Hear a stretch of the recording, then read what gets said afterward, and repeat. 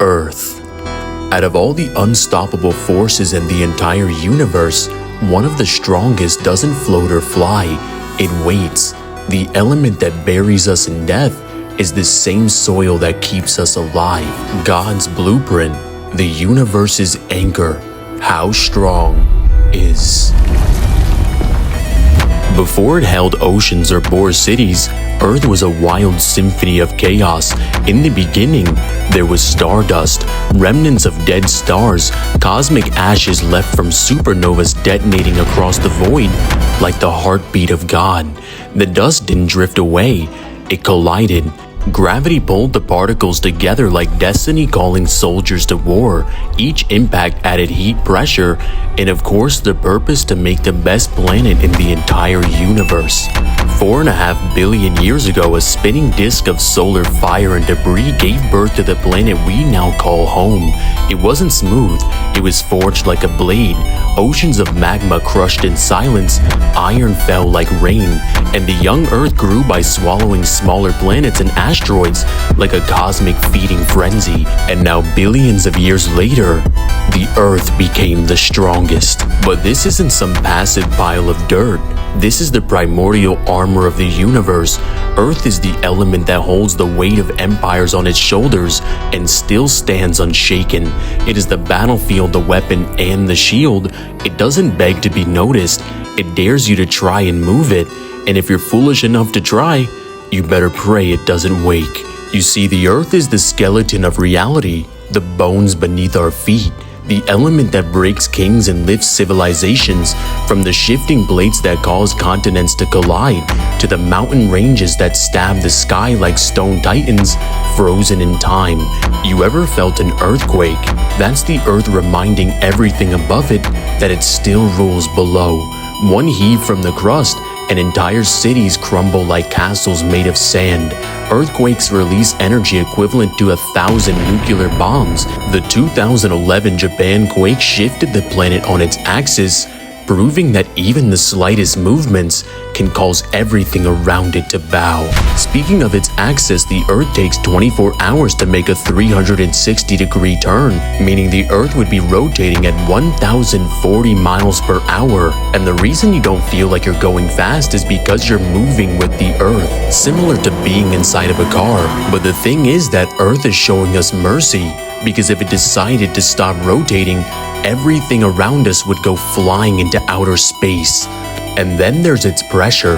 Dig deep enough and you'll hit magma. Go deeper and the weight of the planet will crush steel like wet tissue. The core of the Earth, a solid spear of iron spinning in the sea of molten fire. Temperatures hotter than the surface of the sun. That's the heart of the Earth, burning and unstoppable. But Earth is more than just destruction. It's creation.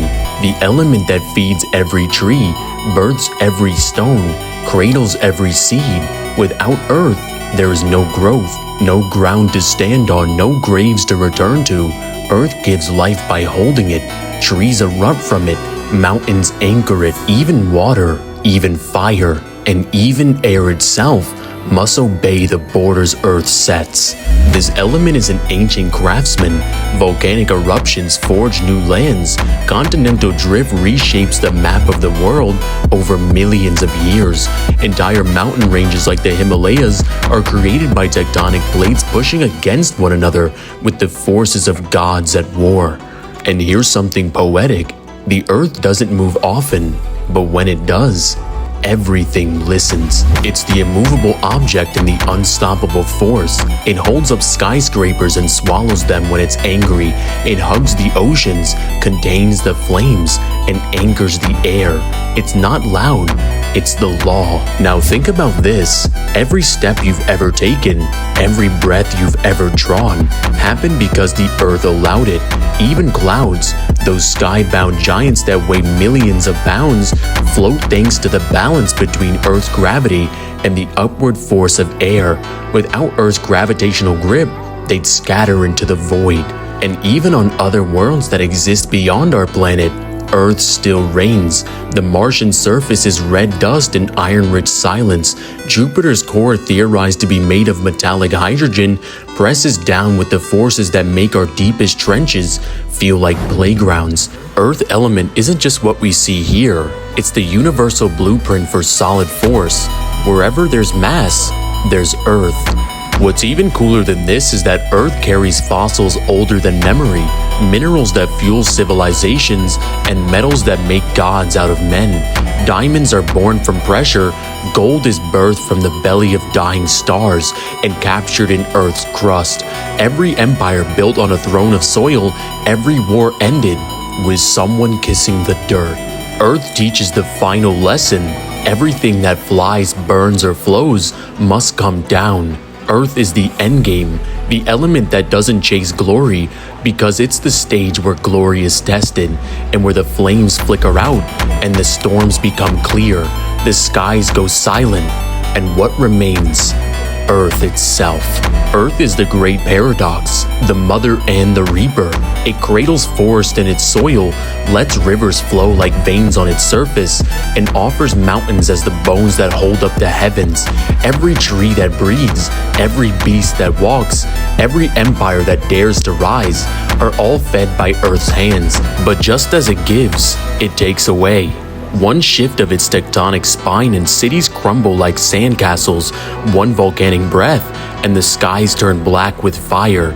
Earth doesn't need wrath to kill, it just moves. The same ground that grows your food can open wide and swallow your entire legacy.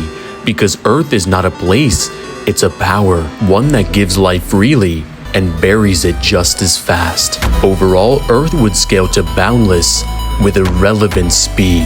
And shout out to Hans who dropped $250 to sponsor the final element. I really hope you enjoyed it. In the end, Earth is the cradle and the coffin, the throne and the tomb, the last punch thrown when all else has passed. Because out of all of them, only one can stand at the top, and that's where it stays, creating an element so strong, it took God 6 whole days. What's up guys, it's Divine. If you guys enjoyed this video, make sure you guys like and subscribe and hit that notification bell so you never miss an upload.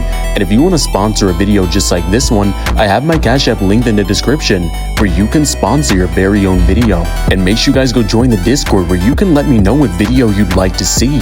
And if you want to just chill out with me and Kazi. But let me know down in the comments which one of my element videos is your favorite and which element do you think is the strongest. And let me know down in the comments, out of the countless elements that you know, who can defeat the anchor of the universe, Earth.